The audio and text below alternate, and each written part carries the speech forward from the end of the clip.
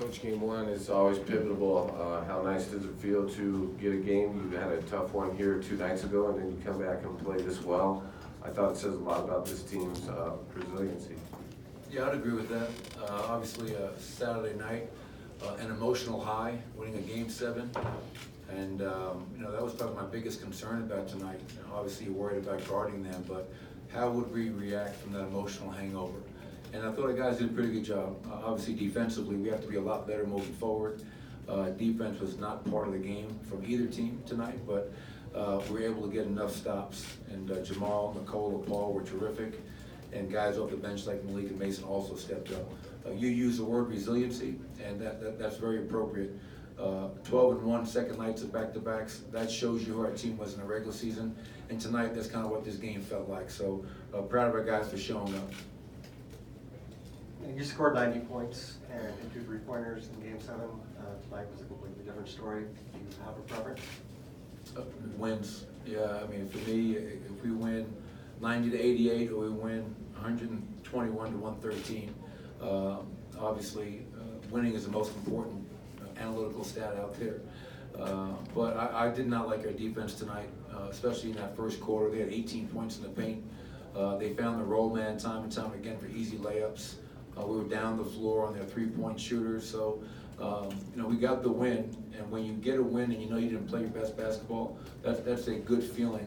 But I think everyone in the locker room knows that we have to be a lot more locked in on that end of the floor to try to get a second win.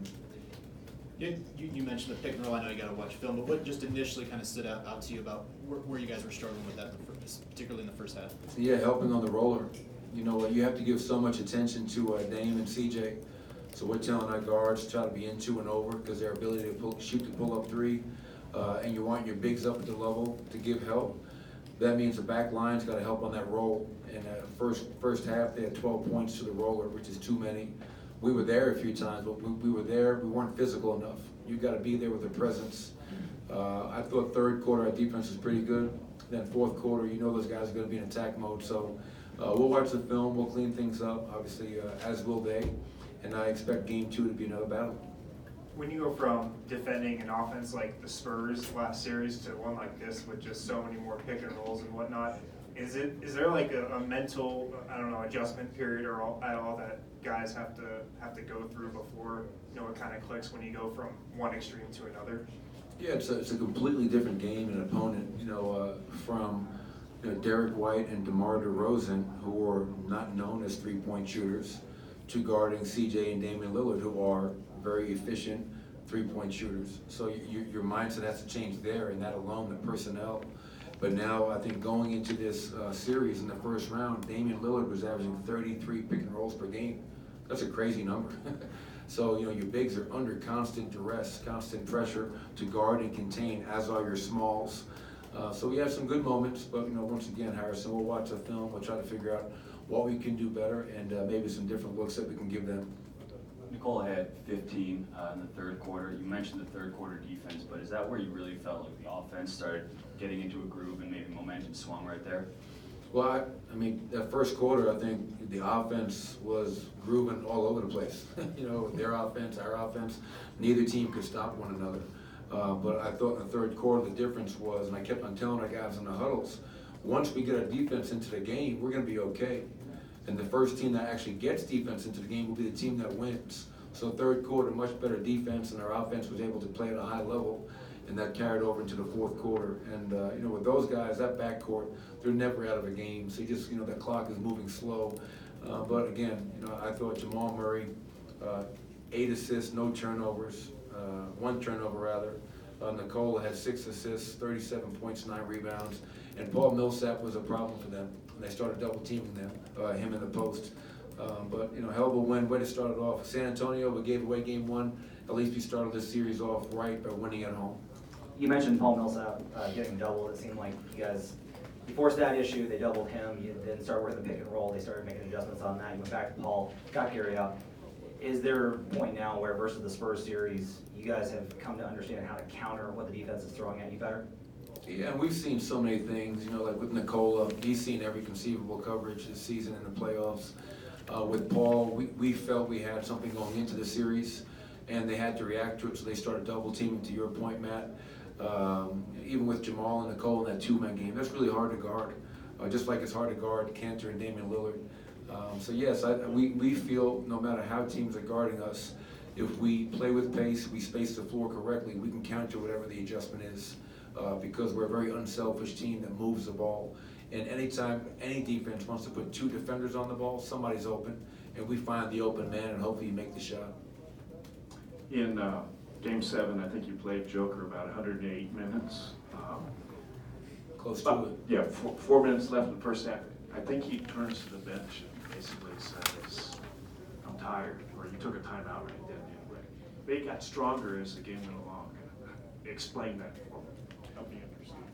Well, I think it's just a young player understanding the stage, the moment. You know, once again, I played him 41.5 minutes tonight. It's a lot. This is 8 games now where not just the minutes, kids, but everything that is being asked of him within it, offensively and now defensively. So we try to mix up our matchups, you know, put him on a Minu so maybe somebody else could guard the pick and roll a little bit. But I think it comes down to Nikola embracing the moment, and he's showing, you know, maybe he's a lot tougher than any of us thought. You know, to play that kind of minutes and to play at that level is really remarkable for such a young player going through it for the first time.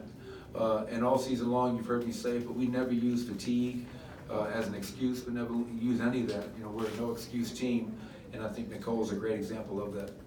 You just alluded to it, but Jamal had 8 assists to 1 turnover. Just what have you seen from him in terms of his development as a playmaker, and where is it now compared to when he took over as starting full-time point guard? Well, I think, you know, a lot of times Jamal and most people would think of him just as a scorer. And, you know, many times I remind him that he's more than just a scorer. He's not a specialist. He can impact the game in so many ways: playmaking, defense, rebounding, whatever it might be. And the way that San Antonio played him in pick and rolls like they're playing him in this series, he's got great opportunities to find that pocket pass to Nikola, or get downhill and make that little mid-range shot. And those two have that great on-court chemistry and synergy where they play off of each other so well.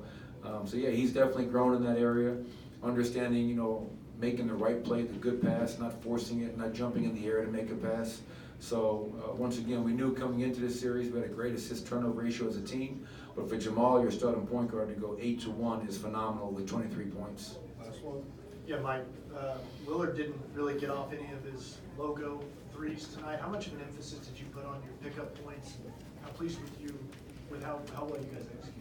Yeah, that was a really big point of emphasis. And I thought Torrey Craig, who was on him for the lion's share of the game, did a phenomenal job. Somewhat of a catch-22, you know, because when you pick a guy up over half court, they started setting screens up the floor, trying to unleash Damian downhill. You know, but I think what Torrey provides us as a defender is he has the ability to maybe get hit, but what we call a rear view pursuit. He stays in, he doesn't die on screens. He rolls off, he pursues, and tries to get that late contest, or he tries to square that ball up. But, you know, it wasn't just a game winner, series winner that Damian hit. I think he had 8 threes that were, you know, 30 or more feet away from the basket, which is crazy when you think about it. So yes, we talked about it, and I thought our guys did a pretty good job of taking those away. And now we just got to give him different looks in the pick and rolls, because you can't give him a steady diet of anything because he gets into a rhythm. Thanks, Coach. Thanks, everybody.